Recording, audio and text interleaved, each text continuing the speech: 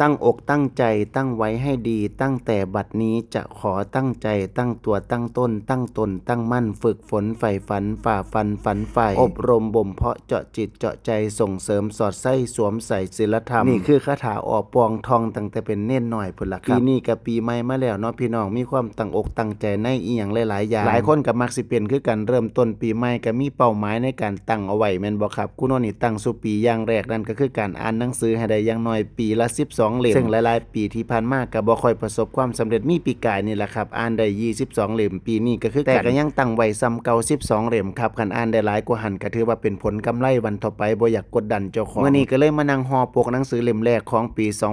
2569ครับผู้ใดมีหนังสือหยังอยากแนะนำให้คุณโนนอ่านบ่ครับอ่านได้เบิดทุกแนวทุกประเภทครับแต่ว่าสิอ่านจบบ่จบนี่อีกเรื่องนึงและก็มีอีกหลายอย่างที่คนมักเอามาตั้งเป้าในปีใหม่บ่ว่าสิเป็นเรื่องของการเงินการงานรวมไปถึงเรื่องสุขภาพนำแม่นบ่ครับจังเรื่องการเงินคุณโนนก็ตั้งเป้าเกี่ยวกับการเก็บออมลงทุนบ้างเล็กน้อยรวมไปถึงการหาเงินใช้หนี้ให้เบิดเร็วๆครับส่วนเรื่องสุขภาพก็ตั้งไว้สู่ปีครับพี่น้องแต่ว่าก็ล้มเหลวตลอดปีนี้ก็ตั้งเอาคือเก่าล่ะครับเริ่มต้นใหม่ดีกว่าบ่เริ่มต้นเลยเนาะให้กำลังใจซึ่งกันและกันในปีใหม่เด้อครับเด้อ